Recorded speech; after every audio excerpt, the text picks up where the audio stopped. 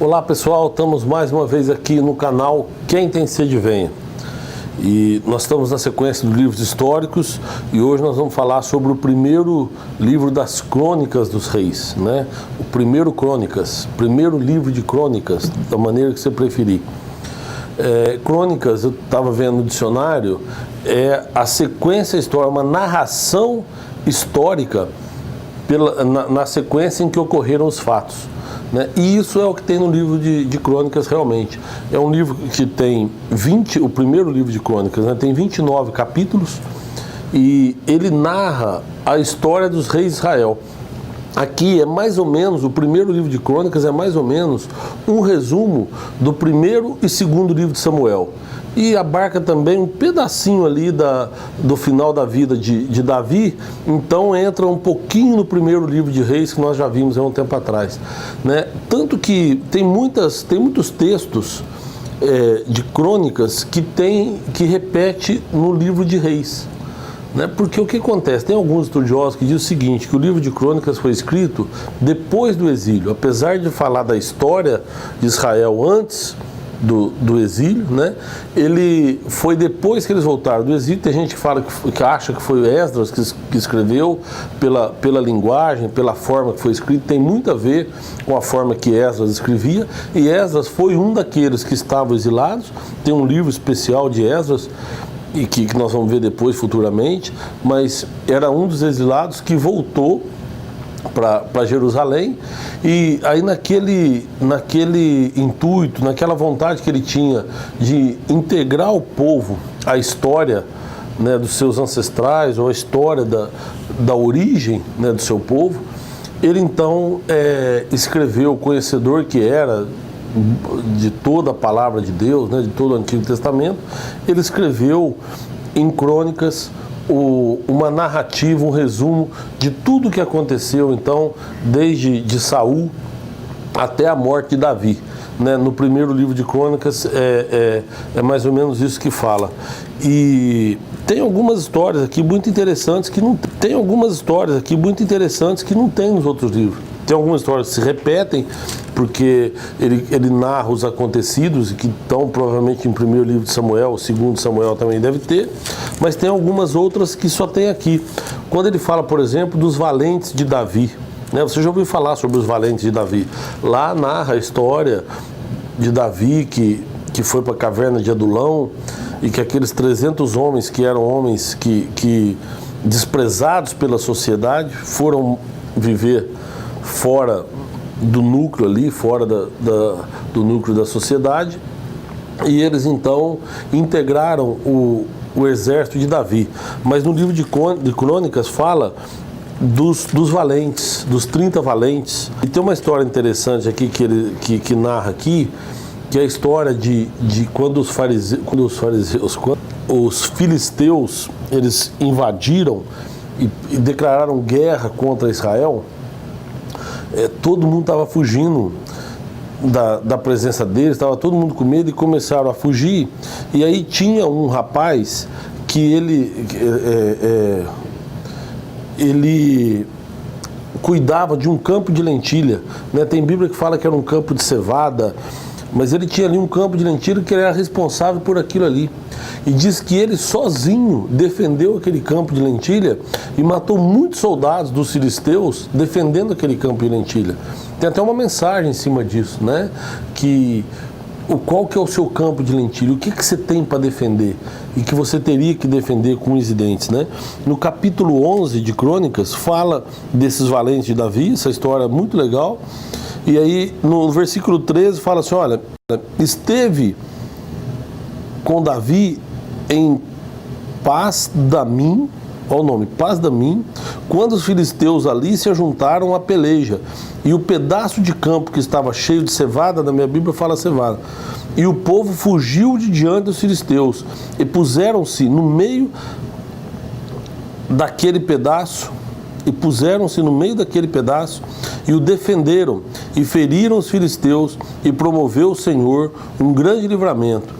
3 dos 30 chefes desceram a penha a Davi na caverna de Adulão. O arraial dos filisteus estava acampado no vale de Refaíns. e Davi estava então no lugar forte, o alojamento dos filisteus estava então em Belém. Olha só, aqui ele está falando de Eleazar, filho de Dodô, o Aoíta, ele estava entre os 3 varões. Então,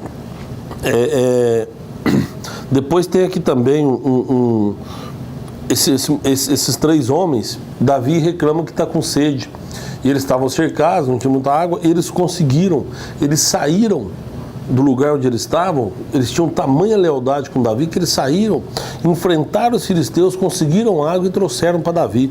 Olha que assunto interessante, ó. Desejou Davi e disse: quem me dará de beber da água do poço de Belém, que está junto à porta? Porque os filisteus estavam acampados lá em Belém. Então aqueles 3 romperam pelo arraial dos filisteus e tiraram a água do poço de Belém, que estava à porta. Imagina o quanto eles gostavam de Davi, o quanto eles eram valentes. Davi falou que estava com sede, vontade de tomar água do poço de Belém. Eles foram no meio do arraial dos filisteus, no meio da guerra, e conseguiram água e trouxeram para Davi. Trouxeram a Davi. Porém Davi não quis beber, mas a derramou perante o Senhor. Tem gente que fala, puxa vida, o pessoal arrisca a vida, traz para Davi, Davi despreza e joga fora. Mas olha, Davi dá explicação. Disse Davi: nunca, meu Deus, permita que faça tal. Beberia eu o sangue desses varões com as suas vidas? Pois com o perigo das suas vidas a trouxeram, e ele não quis beber. Isso fizeram aqueles 3 valentes. Então o que a gente acha que foi desprezo, na verdade, o que Davi estava fazendo era exaltando. Falou: como é que eu sou digno de beber uma água que esses homens arriscaram a própria vida para trazer? E ele não quis, por causa disso. Falou assim: eles arriscaram a própria vida, é muito para mim. E aí não quis beber. Enfim, aí você vai ver depois aqui no livro de Crônicas, além dessa história aqui, tem muitas outras histórias interessantes. Algumas delas, igual eu falei, narradas lá no primeiro livro de Samuel, no segundo livro de Samuel, mas outras não, né? Tem quando Davi recupera a arca, que tem lá em Samuel, mas aqui também tem, né? Quando Davi faz a aliança com alguns reis, que tem também. Quando a arca sai da casa de Obed-edom e vem para Israel. Quando Davi pede para Deus que quer edificar o templo e Deus não permite, que tem lá em Samuel, mas tem aqui também, falando disso daí, né? Falando que Davi entregou o desenho do templo, a planta do templo para Salomão. Fala de muitas vitórias de Davi aqui, como rei de Israel.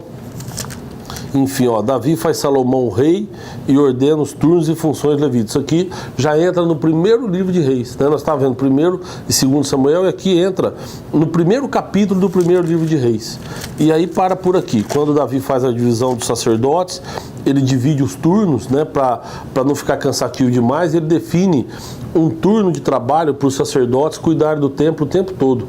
No templo, não sei se você se lembra, ou lá antes do templo tinha o tabernáculo, né? E Davi tem lá o tabernáculo de Davi, que não é o mesmo de Moisés, mas eles tinham que manter a vela do castiçal aceso o tempo todo, e Davi então ele cria um sistema de revezamento entre os sacerdotes. Tem aqui também no primeiro livro de Crônicas, né? Dos tesouros de Davi, enfim. E termina no capítulo 29, falando de Davi entregando então a planta do templo para Salomão. E aí depois vem o segundo livro de Crônicas, que nós vamos ver no vídeo seguinte, tá? Isso faz parte da história do povo de Israel, é importante a gente ler. Eu falo assim, o livro de Crônicas eu não acho tão importante quanto é o primeiro e o segundo livro de Samuel.